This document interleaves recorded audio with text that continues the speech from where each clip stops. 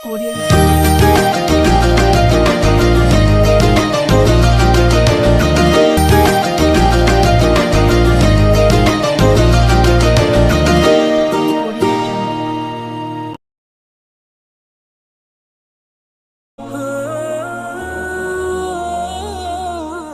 Assalamualaikum warahmatullahi ta'ala wabarakatuh.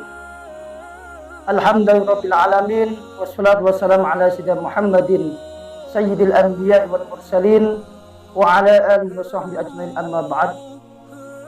Para muslimin yang dirahmati Allah Subhanahu wa taala, alhamdulillahirabbil alamin, kita sudah memasuki pada bulan suci Ramadan, di mana bulan suci Ramadan adalah bulan yang sangat mulia di antara bulan-bulan yang jumlahnya ada 12. Hadirin hadirat yang dimuliakan oleh Allah Subhanahu wa taala, kami dari pimpinan Pondok Pesantren Al-Amin Tabanan mengucapkan marhaban ya Ramadan. Selamat datang dan selamat menunaikan ibadah puasa 1444 Hijriah. Semoga dalam pelaksanaan ibadah puasa ini Allah selalu memberikan kekuatan dan mendapatkan keberkahan oleh Allah Subhanahu wa taala.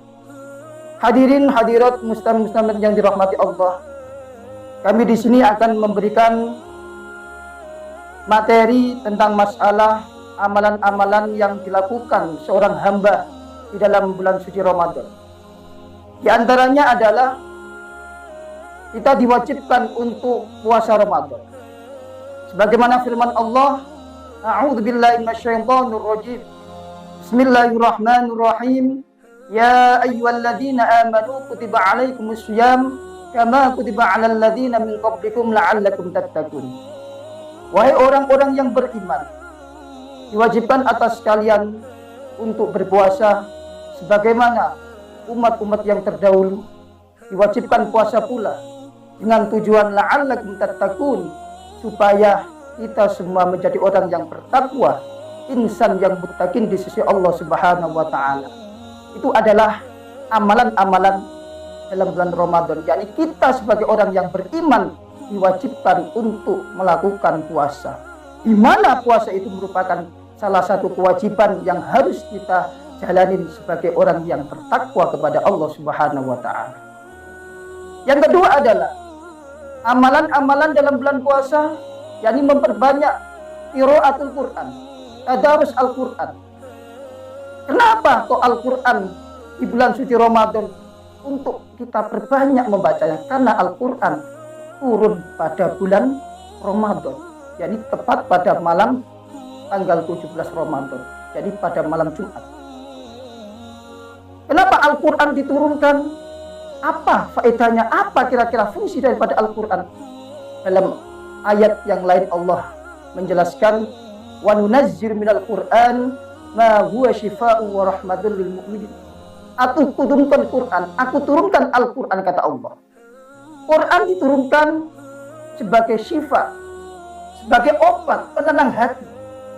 Ketika kita galau misalkan ya, anak-anak muda biasanya, ataupun orang tua baru ada problem, ya ada masalah, mari perbanyak untuk membaca Al-Quran. Insya Allah, karena Al-Quran itu syifa, sebagai obat penenang hati. Dan yang kedua sebagai rahmah, kasih sayang Allah. Dengan kita selalu mendekatkan diri kepada Al-Quran, ini sebagaimana kita mendekatkan diri kita kepada Allah Subhanahu wa taala, karena Al-Quran adalah kalam Allah Subhanahu wa taala. Hadirin muslimin yang dirahmati Allah Subhanahu wa taala, itulah amal-amalan yang harus kita jalankan dalam bulan Ramadan. Yang ketiga adalah taksirul zikir, kasratul zikir, perbanyak zikir, ingat kepada Allah. Karena kita sebagai hamba Allah, siapa lagi yang kita minta?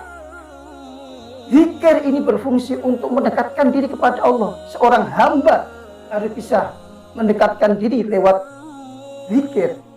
Zikir inilah sebagai pengingat kita bahwa kita adalah hamba yang selalu memohon dan meminta kepada Allah Subhanahu wa taala. Kita sandarkan diri kita kepada Allah. Insya Allah dengan zikir inilah Allah akan memberikan solusi yang terbaik kepada kita semua. Itulah para hadirin hadirat, para pendengar yang beriman. bahwa amalan-amalan bulan suci Ramadan ini sebenarnya banyak sekali. Cuman kita harus tahu satu persatu ini apa kira-kira.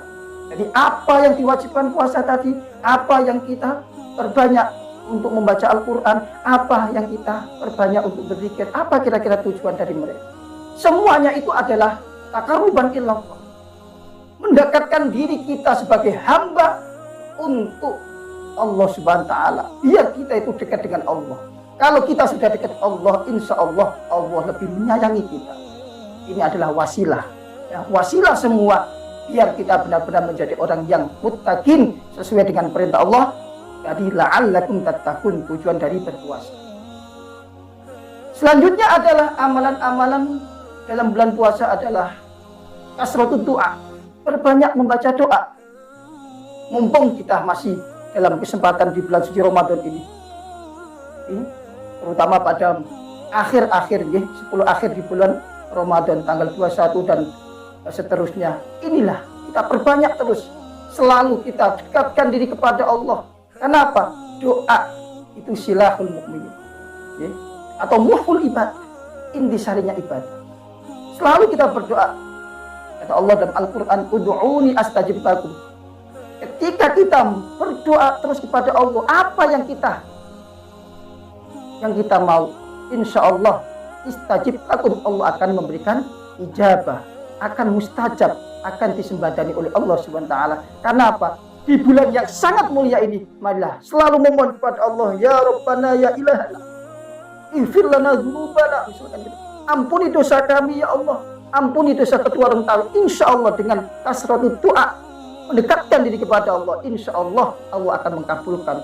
Terutama apa? Kita minta ampun kepada Allah. Di antara di bulan suci Ramadan kita minta supaya Allah menghapus dosa-dosa kita, supaya nanti kita sudah selesai Ramadan sebagaimana anak yang baru lahir, jadi kita nggak punya dosa, saling memaafkan dan lain sebagainya. Itu tujuan daripada Ramadan itu sendiri. Jadi Ramadan adalah madrasah, sebuah pendidikan untuk menuju yang fitrah, yakni yang suci kembali, supaya kita benar-benar menjadi insan yang bertakwa kepada Allah Subhanahu wa Ta'ala. Dan yang terakhir adalah amalan, perbanyaklah bersedekah kepada orang lain.